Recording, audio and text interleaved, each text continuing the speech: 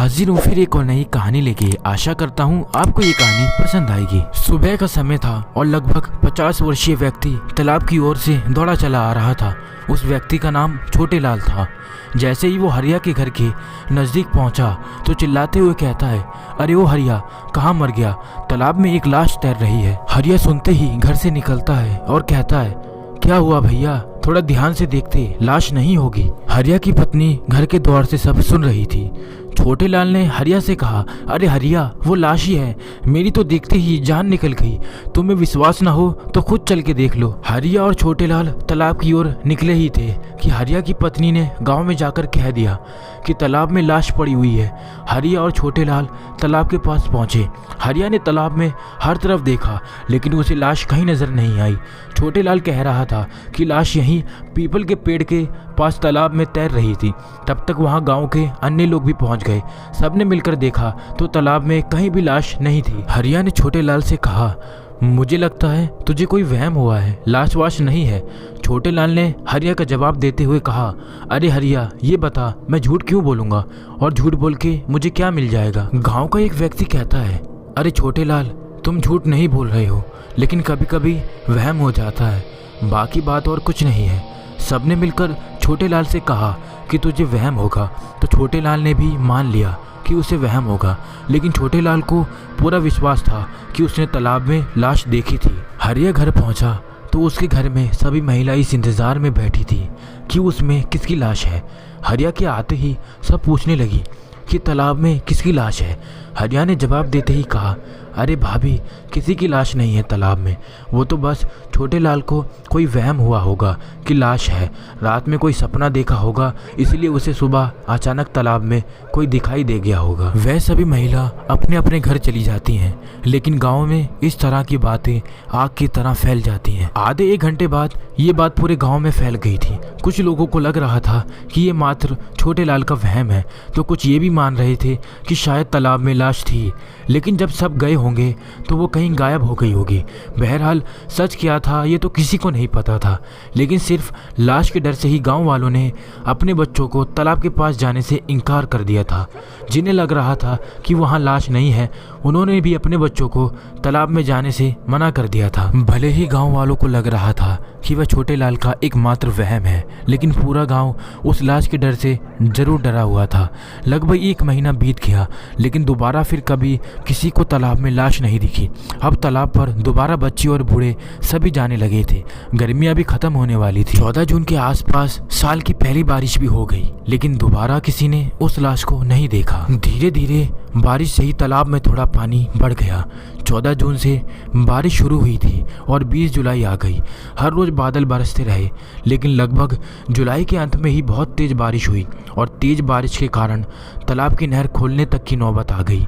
गांव के मुखिया ने जल अधिकारी से बात करके तालाब की नहर चालू करने का फैसला लिया। अधिकारी कुछ मजदूरों के साथ नहर खोलने गए।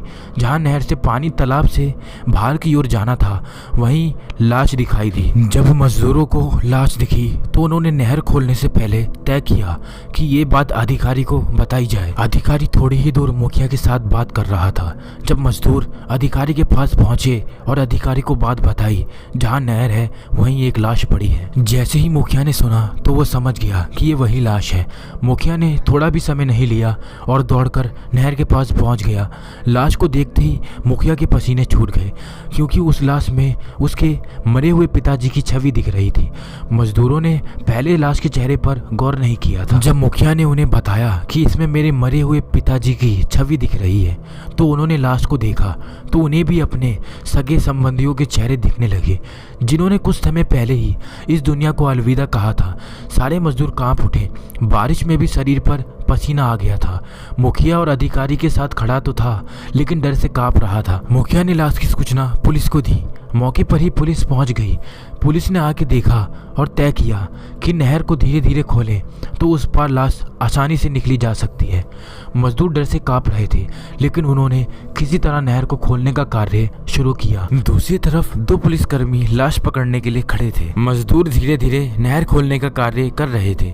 जैसे ही थोड़ा सा नहर का द्वार खुला और नहर में पानी आया, लाश द्वार में आ फंसी। पुलिसकर्मियों ने लाश खींचने की काफ़ी कोशिश की, लेकिन वह उसे खींचने में असफल रहे। पुलिस कर्मियों ने कहा कि द्वार थोड़ा और खोल दिया जाए जिससे हम लोग लाश खींच सकें। मजदूरों ने फिर अपना द्वार खोलने के लिए प्रयास किया, लेकिन इस बार वो टस से मस न हुआ। मजदूरों से द्वार नहीं खुल पा रहा था तो अधिकारी और मुखिया दोनों ने भी द्वार खुलवाने का प्रयास किया। सभी मिलकर प्रयास कर रहे थे और अचानक द्वार पूरा खुल गया और जो पुलिसकर्मी उस लाश को खींच रहा था उस पुलिसकर्मी को भी लाश अपने साथ बहा ले गई। बाकी पुलिसकर्मी लाश के साथ दौड़े, लेकिन मुखिया, अधिकारी और मजदूर गांव की ओर दौड़े। बचाओ बचाओ चिल्लाते हुए गांव की ओर दौड़ते जा रहे थे। पुलिसकर्मियों ने काफी दूर तक लाश का पीछा किया, लेकिन वह अचानक गायब हो गई। पुलिस ने उसी समय गोताखोरों को बुलवाया। कई किलोमीटर दूर नहर में जाल भी बिछा दिया, लेकिन पुलिस को ना तो लाश मिली और ना वो पुलिसकर्मी जो लाश के साथ बह गया। पुलिस ने लगभग 8 से 10 दिन उसी रहस्यमय लाश और उस पुलिसकर्मी की तलाश की, लेकिन उनके हाथ सिर्फ निराशा ही लगी। इस घटना के बाद गांव में डर का माहौल था। बच्चे तो बच्चे, बड़े व्यक्ति भी रात को बाहर निकलने से डर रहे थे। तालाब से तो गांव का संबंध ही टूट गया। बच्चे डर से रात रात भर रोने लगे। मुखिया इस हादसे को सह नहीं पाया और लगभग 20 दिन बाद उसकी मौत हो गई। मुखिया की मौत के बाद गांव में से कोई भी अकेला बाहर नहीं जाता था। लगभग इस घटना के 1.5 महीने बाद पास के गांव में जहां से नहर गुजरती थी वहां एक व्यक्ति ने फिर लाश को तैरते हुए देखा। उस गांव के लोगों ने भी पुलिस को बुलवाया, लेकिन उतने समय में वह लाश वहां से गायब हो गई। किसी ने तांत्रिक को बुलवाने की सलाह दी। कुछ दिन बाद गांव वालों ने एक तांत्रिक को भी बुलवाया, लेकिन तांत्रिक से भी कुछ न हुआ। उसके बाद उस गांव में हर रोज किसी न किसी को लाश दिखती, लेकिन कुछ ही क्षण में गायब भी हो जाती। हर बार लाश अलग अलग स्थान पर दिखती। लाश ने कुल मिलाकर 13 लोगों को अपना शिकार बना लिया था। आसपास के गांव में उस रहस्यमयी लाश का डर आग की तरह फैल रहा था।